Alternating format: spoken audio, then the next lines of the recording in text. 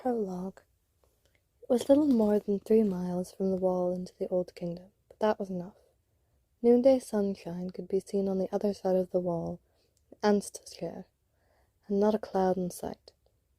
Here there was a clouded sunset, and a steady rain had just begun to fall, coming faster than the tents could be raised. The midwife shrugged her cloak higher up against her neck and bent over the woman again, raindrops spilling from her nose onto the upturned face below. The midwife's breath blew out in a cloud of white, but there was no answering billow of air from her patient. The midwife sighed and slowly straightened up, that single movement telling the watchers everything that they needed to know. The woman, who had staggered into their forest camp, was dead, only holding on to life long enough to pass it to the baby at her side. But even as the midwife picked up the pathetically small form beside the dead woman, it shuddered within its wrappings and was still. "The child, too?" asked one of the watchers, a man who wore the mark of the charter fresh dawn and wood ash upon his brow. "Then there shall be no need for baptism." His hand went up to brush the mark from his forehead, then suddenly stopped as a pale white hand gripped his and forced it down in a single swift motion. "Peace," said a calm voice. "I wish you no harm." The white hand released its grip, and the speaker stepped into the ring of firelight. The others watched him without welcome, and the hands that had half-sketched charter marks, or gone to bowstrings and hilts, did not relax. The man strode towards the bodies and looked among them. Then he turned to face the watchers, pushing his hood back to reveal the face of someone who had taken paths far from sunlight, for his skin was a deathly white. "I am called Abahorson," he said, and his words sent ripples through the people around him, as if he had cast a large and weighty stone into a pool of stagnant water. "And there will be a baptism tonight." The charter-maid looked down on the bundle in the midwife's hands and said, "The child is dead, Abahorson. We are travellers. Our life is lived under the sky, and it is often harsh. We know death, Lord." "Not as I do," replied Abahorson, smiling so his paper-white face crinkled at the corners and drew back from his equally white teeth. "And I say the child is not dead yet." The man tried to meet Abhorson's gaze, but faltered and looked away at his fellows. None moved or made any sign till the woman said, "So, it is easily done. Sign the child, Arnil. We will make a new camp at Lovy's Ford. Join us when you are finished here." The charter-maid inclined his head in assent, and the others drifted away to pack up their half-made camp, slow with the reluctance of having to move, but filled with a greater reluctance to remain near Abhorson, for his name was one of secrets and unspoken fears.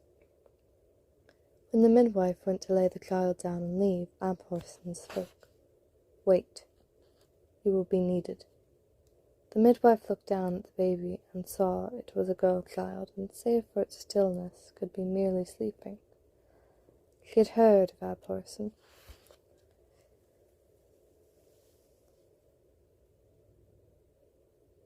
And if the girl could live— Warily she picked up the child again and held her out to the charter-maid.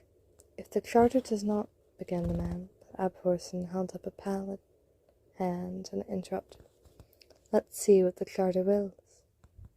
The man looked at the child again and sighed. Then he took a small bottle from his pouch and held it aloft, crying out with a chant that was the beginning of a charter, one that listed all things that lived or grew, or once lived, or would live again, and the bonds that held them all together. As he spoke, a light came into the bottle, pulsing with the rhythm of the chant. Then the chanter was silent. He touched the bottle to the earth, then to the sign of wood ash on his forehead, and then upended it over the child.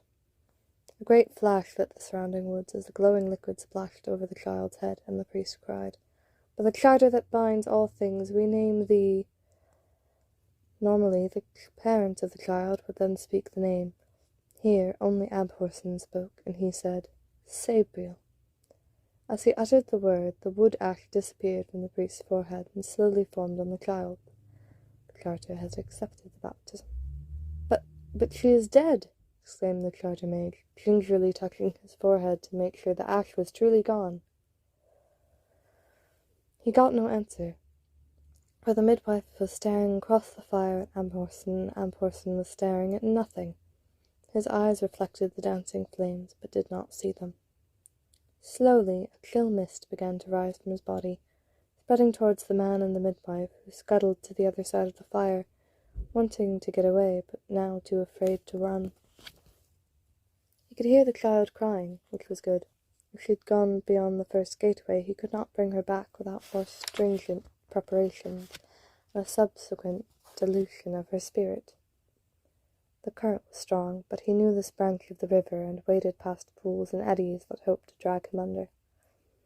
Already he could feel the waters leaching at his spirit, but his will was strong, so they took only the colour, not the substance.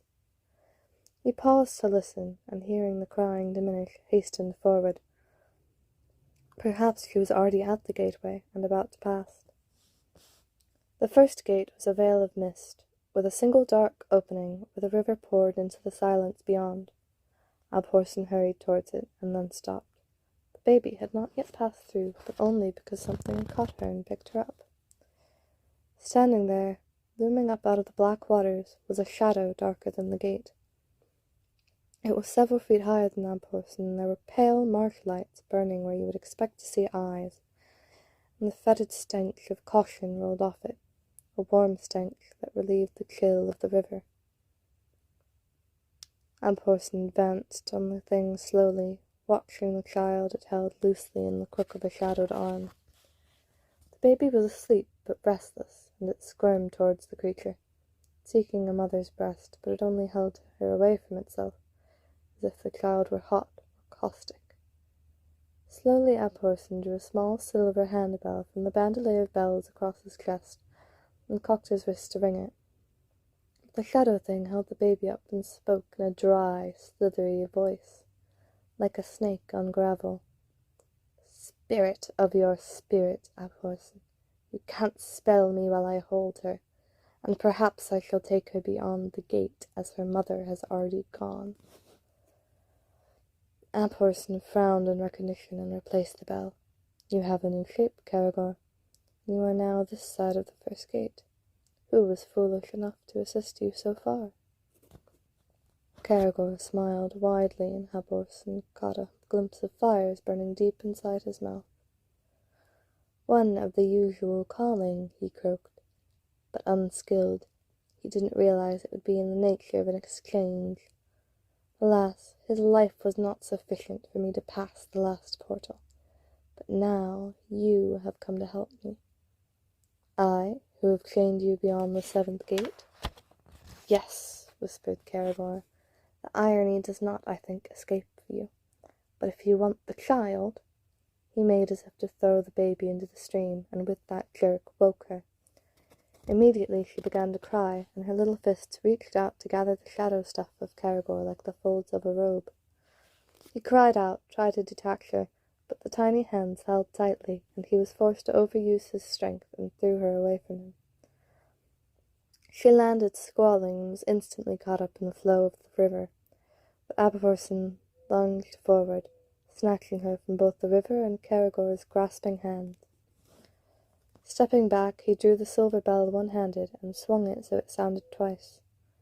The sound was curiously muffled, but true, and the clear chime rang in the air, fresh and cutting, alive. Caragor flinched at the sound and fell backwards into the darkness that was the gate. "Some fool will soon bring me back, and then—" he cried out as the river took him under. The waters swirled and gurgled and then resumed their steady flow. Abhorsen stared at the gate for a long time, then sighed, placing the bell back in his belt. Looked at the baby held in his arm. She stared back at him, dark eyes matching his own. Already the colour had been drained from her skin. Nervously, Abhorsen laid a hand across the brand on her forehead and felt the glow of her spirit within. The charter mark had kept her life contained when the river should have drained it. It was her life spirit that had so burned Caragor. She smiled up at him and gurgled a little, and Abhorsen felt a smile tilting the corner of his own mouth. Still smiling, he turned and began the long wade back up the river to the gate that would return them both to their living flesh. The baby wailed a scant second before Abhorsen opened his eyes, so that the midwife was already halfway around the dying fire, ready to pick her up. Frost cackled on the ground and icicles hung from Abhorsen's nose. He wiped them off with a sleeve and leaned over the child, much as any anxious father does after a birth. "How is the babe?" he asks, and the midwife stared at him wonderingly, for the dead child was now loudly alive and as deathly white as he. "As you hear, lord," she answered. "She is very well. It is perhaps a little cold for her." He gestured at the fire and spoke a word, and it roared into life, the frost melting at once, the raindrops sizzling into stream. "That will do till morning," said Abhorsen. "Then I shall take her to my house. I shall have need of a nurse. Will you come?" The midwife hesitated and looked at the charder-maid, who still lingered on the far side of the fire. He refused to meet her glance, and she looked down once more at the little girl bawling in her arms. You are, whispered the midwife. "A necromancer?" said Abhorsen. "Only of a sort. I love the woman who lies here. She would have lived if she had loved another, but she did not. Sabriel is our child. Can you not see the kinship?" The midwife looked at him as he leant forward and took Sabriel from her, rocking her on his chest. The baby quietened, and in a few seconds was asleep. "Yes," said the midwife, "I shall come with you, and look after Sabriel. But you must find a wet nurse, and I dare say much else besides," mused Abhorsen. "But my house is not a place for—" The charder-maid cleared his throat and moved around the fire. "If you seek a man who knows little of the charter," he said hesitantly, "I should wish to serve, for I have seen its work in you, lord, though I am loath to leave my fellow wanderers." "Perhaps you will not have to," replied Abhorsen, smiling at a sudden thought. "I wonder if your leader will object to 2 new members joining her band, for my work means I must travel, and there is no part of the kingdom that has not felt the imprint of my feet." "Your work?" asked the man, shivering a little, though it was no longer cold. "Yes," said Abhorsen, "I am a necromancer, but not of the common kind. Where others of the art raise the dead, I lay them back to rest, and those that will not rest, I bind them, or try to. I am Abhorsen." He looked at the baby again, and added, almost with a note of surprise, "father of Sabriel."